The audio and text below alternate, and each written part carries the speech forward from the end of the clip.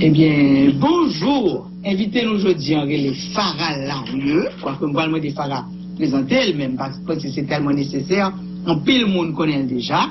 Il travaille dans Télémax, il travaille dans Vision 2000, il travaille dans Signal, dans Planète Créole, en pile radio et Farah Jean-B va boire ici, mais comme dit nous parlé longtemps avec là. Il va pas boire ici uniquement, il y a ici tout. Donc, n'hésitez, je veux dire, d'abord Farah, bonjour, merci que vous acceptez. Bonjour Elsie, non, c'est à moi de te remercier pour l'invitation et je me sens très honorée et pour me gagner une grosse dame de la société qui a interviewé, donc merci beaucoup pour l'invitation. Voilà, donc moi j'ai aimé que nous commençons par parler de vous, même parler nous ça, bon ça on fait Haïti, ou Jean B, qui réseau qui fait, ou qui a parlé de ça côté Jean B, et puis ça va faire bon ici, hein. Eh bien, Kounia, moi vive dans Sud Floride, plus précisément à Miramar, côté m'établi et agence de marketing, moi, comme j'ai commencé en Haïti avec Pierre-Michel Théodate, quand on connaît son nom, Taylor Advertising, que j'ai changé depuis en 2012, qui vient Taylor Management Group.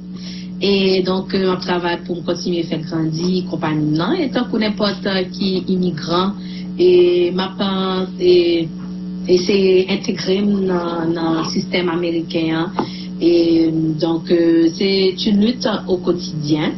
Et commencer carrière moi dans la télévision, dans la radio. Il faut me dire que son histoire assez intéressante dans la mesure où c'est après le décès de papa en 95. Et m'a cherché quoi m'a fait certaine indépendance de maman et puis m'a cherché un part-time job donc c'est que moi donc depuis 95 après commencé journalisme m'a dit 96 j'ai commencé stage dans Télémax et Vision 2000 donc là ça me dit encore en philo. Et donc en réto là me commencer et puis moi continuer même en philo donc c'est ainsi que moi des Pierre Bonsi et qui était à l'époque partenaire de danse moi chez Harry Policar et l'école de danse internationale et puis me dit est-ce que il y a un côté dans ton job dans mon travail comme qu'a fait dans Radio Haïti elle était mon émission dans Radio Haïti à l'époque. Et puis, c'est ainsi, il m'a référé au Denis de Télémax. Et c'est ainsi qu'il m'a débarqué sur Jacqueline Denis, qui était directrice de programmation à l'époque à Télémax et qui pourrait faire me découvrir et capacité dans la télévision. Et puis sourire, moi, particulièrement. Souris, Farah, souris, tu as un beau sourire. Et c'est ainsi que moi, fait stage pendant 11 mois à Télémax et moi, commencé à Télémax. Mais entre-temps, Vision 2000, tout le monde rencontré Réginald Lubin, qui pourra le proposer pour moi et intégrer et section culturelle Vision 2000 et c'est ainsi que moi le fait stage. Pendant mon philo, m'a fait stage en Vision 2000 et dans Télémax. Et puis on va commencer dans Télémax. Une carrière cinématographique, voilà, oubliez parler de ça. Voilà, et bon, pendant mon Télémax, j'ai joué 2 films. Et donc, c'est ainsi que ma carrière a commencé et qui m'a je peux dire encore qui suivent moi parce que même là après qui était à Haïti et nom m'était précédé, mon réputation m'était précédé et m'a dit que je rentrais aux États-Unis et par la grande porte dans la diaspora haïtienne par la grande porte et je serai toujours reconnaissante à mes compatriotes et haïtiens qui accueillent voilà. Et on pas faire un temps de pause, vous commencez tout de suite. Voilà, moi c'est tout de suite comme porte-parole, les Independence Festival, nous avons continué à contrat avec compagnie, nous avons enregistré compagnie ici aux États-Unis, malgré les hauts et les bas de l'immigration, malgré des moments noirs qu'on l'autre segment nous a parlé de ça, le moment noir, la vie, et comme immigrant aux États-Unis, mais toutefois, et nous continuons à persévérer, et je dis, puis le monde connaît Farah comme Taylor Management Group. Ici, tout le monde a une opportunité à faire tremblement de terre pour me présenter une émission publique, d'ordre public pour télévision, pour PBS, qui c'est télévision publique là, affiliée, télévision affiliée, sœur, on va dire sœur, qui est dans le sud Floride, c'est WLRN. WPBT, voilà. Bon. Et c'est nous presque voisins parce que nous-mêmes nous travaillons dans WLRN. Voilà. C'est deux télévisions publiques très connues ici dans le sud Floride d'ailleurs, qui partenaient avec PBS.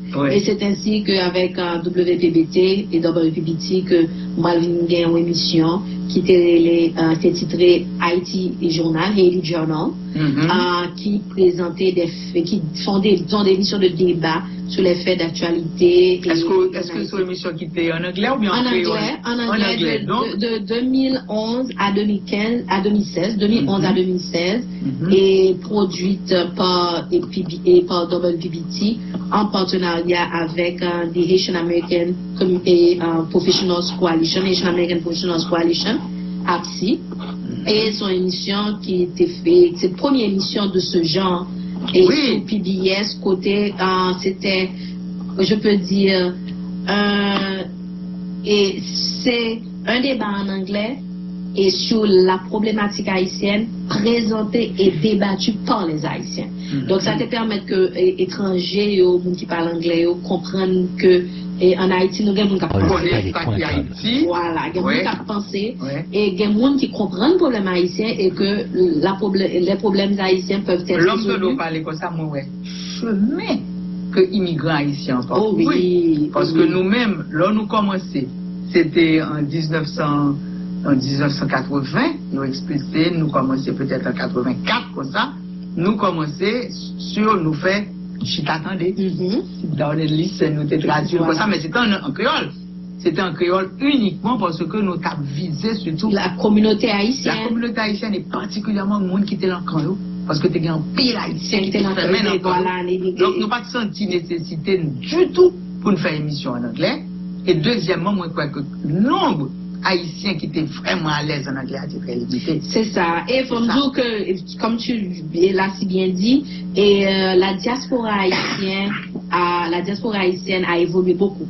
Parce que c'est par rapport à travail ou même qu'on fait, par rapport à travail l'autre monde qui vient passer dans la communauté, les Marlène Bastien, du Métellus, Jean-Bernard Fortune, dans Floride, là, c'est par rapport à travail qui fait que moi-même comme un jeune immigrant, et on a dit on just come, que rapidement on a établi dans les États-Unis et rapidement on a eu l'opportunité pour m'animer une émission en anglais côté américain étranger à regarder et son émission qui fait un pile bon feedback étranger pas dit et que on a une émission parce qu'en fait qu'on y a une émission ça baille une possibilité pour que là dit haïtien par beaucoup people seulement là dit haïtien ouais de faire connaissance avec communauté avec haïtien eux même voilà et on vient qu'on y a permettre que yo comprendre problème yo d'une perspective haïtienne de point de vue haïtien. Mais de qui ça nous parlait l'émission? Est-ce que nous parlons d'Haïti particulièrement par exemple, problème ici tout? Problème ici, les deux. Et depuis qu'il y a un rapport avec les Haïtiens. Par exemple, sujet sur le débat de la langue en Haïti. Est-ce que faut qu'en Haïti tu as une seule langue ou bien deux langues? Est-ce que des débats comme ça que nous t'ai porté sous BS? Des émissions, nous avons des sujets par exemple sur la constitution, problème constitution, des émissions aussi sur par exemple Michel Mantelité fait 5 ans pas gagné élection. Tu vois, ce sont des sujets comme ça, des sujets d'actualité politique.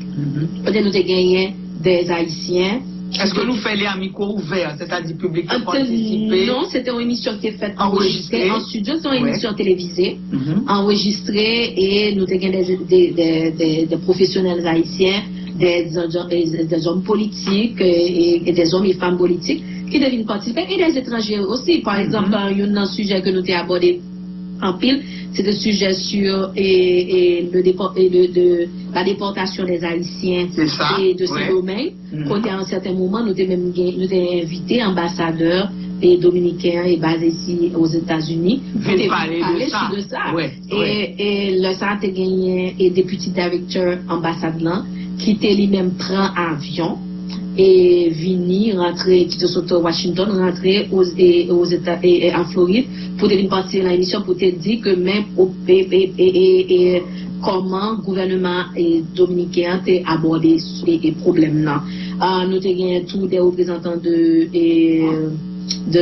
département d'État, nous avons un directeur USAID, j'ai oublié son nom, à ce moment-là qui participaient dans l'émission nous. Donc c'est-à-dire qu'à ce moment-là, ils ne sont pas capables de raconter qui est haïtien, qui est étranger, pas capable de raconter des histoires. Non, grâce à l'émission ça. Voilà. Là, parce que nous avons suivi l'événement et nous avons abordé tous les problèmes d'immigration et qui affectaient nous-mêmes haïtiens qui vivent dans la diaspora. Donc jusqu'à présent sur mon Google et Haïti Journal, on va joindre sur YouTube des brides d'émissions que nous avons fait, qui toujours sur YouTube est disponible et son émission qui était très prisée. Mais la production a duré 5 ans. 5 ans, donc de 2011 à 2016. C'est ça. Donc, Kounia, est-ce que vous êtes toujours dans les médias? Je suis toujours dans les médias puisque je collaboré avec Téléana Kauna, qui sont une télévision qui base haïtienne, qui basée à Orlando. Au centre de la Floride et qui met tout sur le sud de la Floride. Donc, je collabore avec eux. Pendant un certain temps, je suis en Cocktail TV Show qui sont émissions plus entertainment parce que je crois dans le développement secteur créatif et culturel. Ou si vous regardez industrie créative et culturelle, certainement, on a besoin de parler plus de ça. Et donc, ça fait que je toujours fait militance dans ce sens-là. Et je collabore avec Télé Anakaona. Donc, pendant un certain temps, l'émission est passée sur Télé 20. Nous, comme les productions pour le moment, mais on travaille pour nous au travail. Eh bien, Farah, n'a pas fait campé, parce que Jean Mzoula, on a fait plusieurs segments avec vous. Nous va quitter au passé comme ça, avec une petite conversation tout court. Donc, je veux dire, c'était Farah Laurieux avec nous et nous parler de Farah en tant que journaliste. Demain, nous allons aborder un autre sujet avec elle. À demain. J'écoute Mélodie FM. Palais.com. Bonjour, notre invité ce matin encore dans la chronique au quotidien, c'est Farah Laurieux. Avec Farah, nous avons parlé de la personnalité de médias, de ce qu'elle a fait dans les médias, en Haïti d'abord, ici ensuite. Ensuite, nous avons parlé, elle avait beaucoup de passion pour ce chapitre, c'était leur management group, et elle nous a dit tout ce qu'ils ont fait et surtout ce qu'ils vont faire. Allons rappeler encore la date, c'est le 10 et le 11 novembre, où il va y avoir un grand symposium et les industries créatives et culturelles vont être à l'ordre du jour. Et aujourd'hui, nous sommes encore avec Farah. Et là, nous allons parler de Farah immigrée, puisqu'elle a laissé son pays, elle est venue s'installer ici, alors qu'elle était très passionnée par ce qu'elle faisait en Haïti. Farah, ma première question, c'est qu'est-ce qui t'a porté à faire ce pas, à laisser Haïti pour venir ici? Bonjour Elsie et bonjour aux auditeurs de Mélodie FM. Et l'histoire a commencé en 2002. Et le 24, je n'oublierai jamais ça, le 24 décembre 2002. Et en pleine pénurie de gasoline sur le gouvernement de M. Jean-Bertrand Aristide. Et c'était 24 décembre, quoi. Et je laissais et Planète Créole, où j'avais une émission. Et puis, mais je n'ai pas de gaz machine. Donc, je me dis peut-être, moi, je vais regarder comment je fais gaz. Côté oui, c'est évident. Voilà. Pas de gaz de machine, non, pour mettre gaz. Voilà. Et c'est ainsi qu'après avoir passé une première station de gasoline et à Carrefour Tifou, et puis, je dis que il stade là, il y a pas de gaz. L'homme rivé, elle-ci, je n'oublierai jamais ce tableau. Côté mon bon monde entassé, aligné avec petit galon yo, pral fait gaz. Et puis Simo, policier avec ça, et tu sais l'image qui m'a passé à l'esprit automatiquement, juif qui a mené dans la chambre à gaz à Auschwitz. C'est comme ça, moi, image. Oh, quelle comparaison? Comparaison due, mais c'est ça que tu venu dans tête moi. Et ça m'a fait mal. Je descends de machine campée, je descends, je me regarder. Et puis, comme si je me disais, waouh, le 24 décembre, c'est ça, au bail monde comme cadeau de Noël. Et jusqu'à présent, les pleines d'émotions. Et bien sûr, comme son personnalité publique, que monde connaît en Haïti, de me paraître que les policiers, mais puis, même quand je fais 10 minutes en ligne, je vais me passer, je me fais gaz, je vais m'aller. Mais là, je arrive à la crème, je me dis, maman, je ne vais pas croire 24 décembre 2003 comme en Haïti. Parce qu'en Haïti, même si on a l'argent dans tout dedans, sur un minimum de conscience, on ne peut pas vivre bien. On ne peut pas dormir bien. Et ça a commencé à je pourrais dire, à me ronger. Parce que là, pas envie de crier, m'envie. L'on a regardé de plus près. Ou est que ça, c'est ton exemple, tu 10 000. Voilà. Que c'est comme ça, mon yo a vu, c'est dans les cassas. Et là, comme si, à l'époque, tout m'était envie, j'avais une rage de questionner, de dénoncer. Mais en même temps, je m'étais un peu parce que je me songeais, moi grandi, et qu'avec, m'attendais parler de Jean-Dominique comme héros, défenseur des paysans. Ouais. Et puis j'ai eu lâchement assassiné. Et jusqu'à présent, jusqu'à nos jours, mes aïeux, et qu'on y a nous en 2017, et nous pour programme de justice. 2000, oui. C'est 3 mai 2000. Donc, pour aucune justice pour Jean-Dominique. Et là, je songé au monde comme Mireille du Rocher-Bertin, qui était une dame qui était en pile et force, en pile contact, et tape dénonce en pile bagarre. Et puis, Mireille du Rocher-Bertin, tout assassiné lâchement. Donc, ça, c'est moi qui me dis, regarde son pays, pour commencer à parler, il y a tué.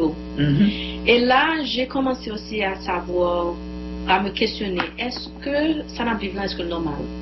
Est-ce que notre pays s'est consalié? Est-ce que nous condamnons contre ça? Quel côté problème dans ce type? Et comme jeune à l'époque, j'avais 23 ans, j'ai commencé à considérer. L'époque, ça, vous avez travaillé dans quel média? Non, j'étais dans le Planète Créole. Vous étiez dans le Planète Créole. Et j'ai déjà commencé à management. Ouais. Donc, c'est ainsi que j'ai commencé à me considérer les possibilités de laisser Haïti. Parce que, et malgré que j'ai grandi avec l'idée que je quitter Haïti. Mais là, je voulais découvrir du monde. Je voulais savoir, je voulais trouver les réponses à notre situation. Donc, arrivé ici aux États-Unis, comme on a dit fast forward, entre-temps, j'ai rencontré quelqu'un qui allait et avec qui j'ai commencé à sortir. Et peu de temps après, et en 2005, nous avons marié et nous avons établi ici. Il arrive que, comme n'importe qui immigrant, donc moi par contre système non, il y a eu des erreurs certainement, et il y a eu une difficulté d'adaptation. Et parce que l'arrivée ici, tu pas de permis de travail. Donc voilà. Même des visas de tourisme. Des visas de tourisme, même pour venir rester ici en 2005, après mariage, moi, et nous finissons appliquer pour résidence. Donc, et pour ne pas faire ça, il aurait me dire overstay on ma visa. Non. Donc, parce que j'ai déjà appliqué pour résidence, moi, avant même de venir installer ici, d'abord recevoir permis de travail et socialement, tout et tout. Mais, je dois te dire quand même, la période d'adaptation a été passée parce que c'est l'autre mode de vie. Et en plus, on va me dire, du coup, et 12 ans après, vivre et partager ça avec les compatriotes. L'on rentre dans le pays, pas seulement, il va pas seulement aux États-Unis. Moun autour de vous, moun qu'on fréquentait, yo ka cause échec ou même yo ka aido monter. À cause réussite. Très important. Ouais. Parce que, et c'est moun autour de vous qui prend le guidon. Oui. Et si moun yo même yo pas gain connaissance ou bien information et pertinente yo ka la golan abîme ou pas même connaît. Et même gens tous si yo dévoué de bonnes intentions, si yo dévoué si yo armé de bonnes intentions, yo capable tout et de prendre et réussir. Mais faut me dire que pour une raison ou pour une autre, contrairement à d'autres peuples qui ont même, tant que cubains, qui ont même leur monde, fait venir embrasser et puis ont balle possibilité pour pousser, pour rentrer dans le système rapidement pour réussir, nous, Haïtiens, nous voyons ça. Gagner une discrimination entre nous-mêmes. Jalousie, voilà. Donc, ça c'est li. Ça, vous faites paraître là, moi-même, des dates là, beaucoup gain ça, tu vois. Et discrimination haïtienne qui gagne, et qui citoyen, ou bien qui citoyen inter-américain, comprennent puis moun que haïtien qui résidence. Haïtien qui résidence, comprennent puis moun que haïtien qui prend bateau. Haïtien qui vient dans l'avion, comprennent puis moun que haïtien qui prend bateau, tu vois. Et autant de discrimination qui pas fait aucun sens. Tout à fait inutile. Et donc, quand même, j'ai que vous êtes victime de ça. Victime de l'attaque en pile haïtien. Mais entre-temps, c'est ainsi que, comme dit, on ne parle de Irak fait, et c'est ainsi que Irak pas le fait tout, même au niveau de l'immigration, et c'est ainsi que l'on allant, moi, Mac Marine, l'on allant interview immigration, et il prend l'impression, il y a la pression, officier immigration a la pression, et c'est ainsi que il raté interviewant. Et après un pile pression que tu essayes ben moins tout, il fait le signer au papier que le pas de connaissance de signer. C'était en février 2016. Et un an après, en 2017, moi, recevons une lettre de l'immigration qui dit que ils ont retiré la caisse là. Et là, je suis tombé dans le cadre, c'était la chute aux enfers. Et donc, automatiquement, ils ont retiré dossier. Et puis, nous allons sous déportation. Donc, de 2007 à 2009, même son procédure de déportation. Ça, ce qui va pratiquement basculer le mariage, parce que dans pile pression, en pile stress, en pile dépression, parce que à l'époque, on aime penser que c'était de mauvaise foi que l'été signé papier. On me comprendre que c'est par méchanceté le fait. Des années après, on prouvait que c'était pas ça, c'était lui aussi de l'ignorance. Voilà. Vraiment. Donc, en fait, comme immigrant, il est traité comme criminel. Il considère que n'importe qui mariage, son mariage est d'affaires. Mariage résidence qu'on fait. Alors, côté moi, il est plus longtemps. Et c'est ainsi qu'il va basculer la vie. Donc, il faut me dire que nous avons suicidé tête-moi à l'époque. Même Batfel, c'est parce que, à un certain moment, je pensais que ce n'était pas ton cas de nous débattre maman. Qui à l'époque était encore vivant et me dit non, je viens ici aux États-Unis, il était une aspiration et il faut continuer la bataille. Donc, même fait pratiquement 2 ans de dépression. Et ça va affecter la vie, ça va affecter le management group, ça va affecter tout mon travail. Moi, à l'époque, pour les gens qui sont des managers de anglais. Et c'est une raison pour pas le faire quitter les anglais, tout parce que je n'ai pas de capacité, atmosphère de travail. Et c'est ainsi que je vais tout perdre, j'ai un bon niveau de crédit, j'ai des machines neuves, j'ai ouvert bureau ici, je vais tout perdre, perdre machine moins tout et perdre niveau social vite blanche, même avocat me battre. Et me prend plaisir à parler de ce moment difficile parce que ça a arrivé en pile monde. Oh oui, mais ça a arrivé en pile monde. Ça tue l'immigration, nous pouvons parler parce que nous toujours avons un jeune d'abord, premier bagage qu'on dit, fais attention, ça va signer. Voilà. Pas signer n'importe quoi. Voilà. Et tu beaucoup cap signer dit non, m'a retourné, pas comprendre et que besoin de traducteur. Voilà. Donc c'est des erreurs qu'un pile monde fait. Et ça qui fait l'important particulièrement pour auditeurs et gens qui en Haïti et qui certainement gagnent des histoires qu'on sait parce que quand on est l'autre comme il parlait, gagne pas qu'on est tout. C'est parce que réalité immigrante nous va connaître en Haïti. Nous tout le monde besoin de quitter Haïti, tout le monde États-Unis comme c'est comme le paradis.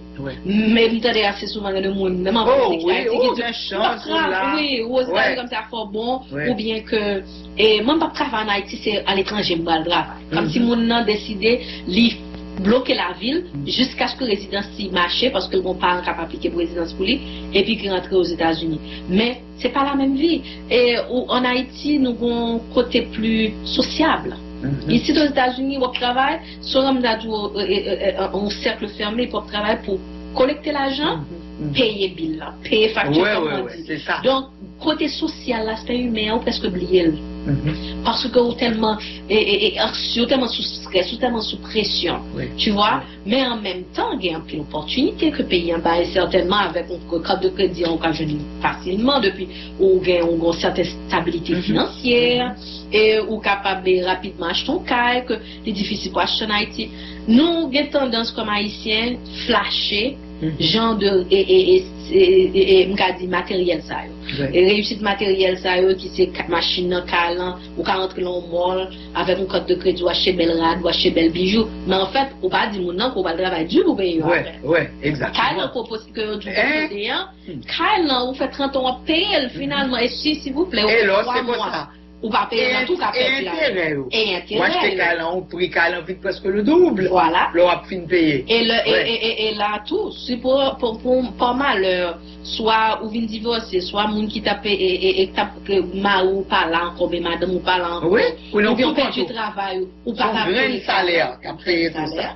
Donc, automatiquement, après 3 mois, on va payer banque là. Là, prend câlin côté, pas payer pendant 15 ans. Oui, vous levez le matin, on peut machine. On peut machine. On peut machine. J'allais pas, c'était pas très arrivé. On peut machine. C'est pour te dire que c'est quand même une lutte. C'est pour te dire que vous êtes loin.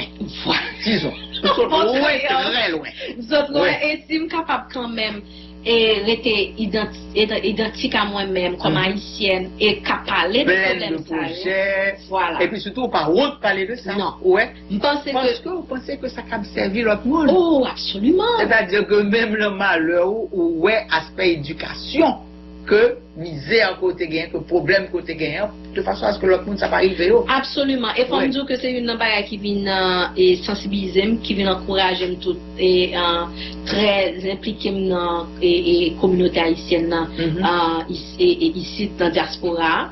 Mais très impliqué dans la cause haïtienne en Haïti. Parce que il n'a pas fait sens qu'un pays que n'a cultivé le rejet du pays, tout le monde a besoin de partir. Il n'a pas fait sens. Moi-même du monde, je ne vais pas quitter Haïti pour des raisons politiques, économiques, insécurité, même quitter Haïti parce que j'ai des rêves, et je me dis que Haïti est trop petit pour rêve, moi, mais en même temps, j'ai toujours été attaché à Haïti parce que c'est Haïti qui fait.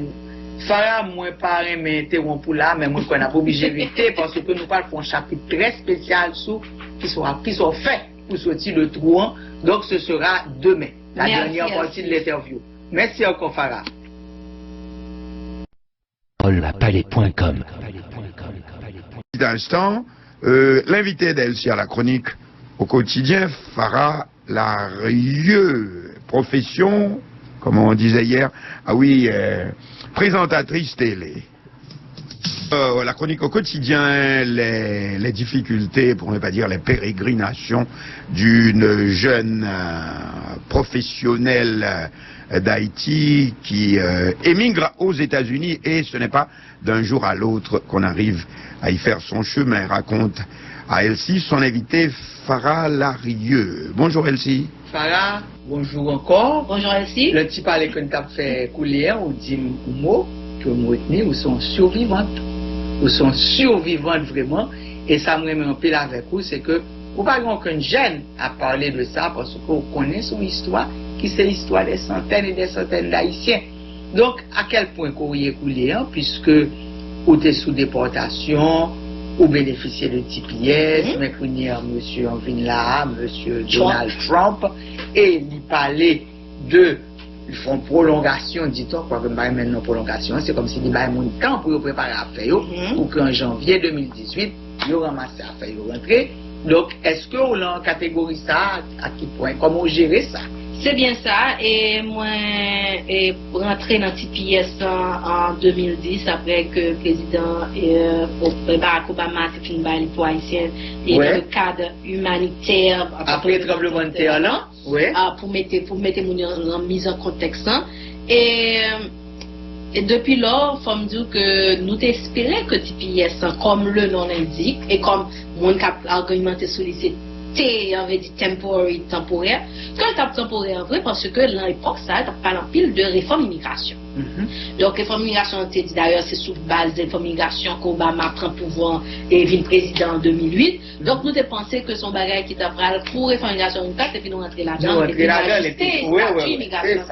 Malheureusement, ce qu'on constate, c'est que non seulement les réformes immigration viennent passer même au troisième plan, pas en priorité pour l'administration Trump, mais en même temps, il faut dire aussi que Barack Obama tout font haïtien méchanceté, c'est que il pas signé décret pour et renouveler TPS pour l'autre 18 mois pour haïtiens, pour avant l'aller. Voilà, avant le pouvoir, pour au moins que nous sommes capables de temps pour nous-mêmes faire ajustement. Tu vois? Donc, et c'est ainsi que je rentre dans la bataille pour TPS, me faire pile interview au niveau international avec Al Jazeera, WLRN et Associated Press, USA Today, donc plusieurs médias. C'est bon, pas arrêter bouche fermée. Voilà. Ou mettre balle en faut mettre balle en dehors parce que faut me dire que nous-mêmes haïtiens nous pas parler de problème d'immigration assez. Et nous étions seulement coincés entre nous-mêmes et il y a pile mauvaise information à gérer parce que faut me dire que pendant qu'il y a un monde qui est en crise, il y a 50 000 haïtiens, peut-être même il y a même parlé de 59 000 haïtiens. Oui, il a parlé de ça. Qui ont même souffert dans le dossier ça. Mais il y a un monde, c'est pas haïtien, comme haïtien pareil pour faire comme avec les gens. Donc pour faire et charger un code que va supposer charger pour faire des papiers, des faux papiers pour faire comprendre que pour enfoncer moun là puis font encore parce que comme nous que une possibilité de faire une interview avec au député directeur de US Attorney's Office, qui c'est avocat et États-Unis, un représentant qui dit que il a rapporté que la communauté haïtienne c'est un groupe immigrant qui est victime de fraude. Qui est un immigrant, un groupe immigrant qui fait fraude là, le plus souvent compatriotes qui fait fraude. Ouais. Donc, je trouve un message ça par auditoire, les gens qui connaissent les familles qui dit attention à gens qui parlent qui fait comprendre que va faire faux papier pour eux. Parce que si on fait faux papier, eh bien, là, il finit, il va jamais rentrer dans le programme d'ajustement de statut.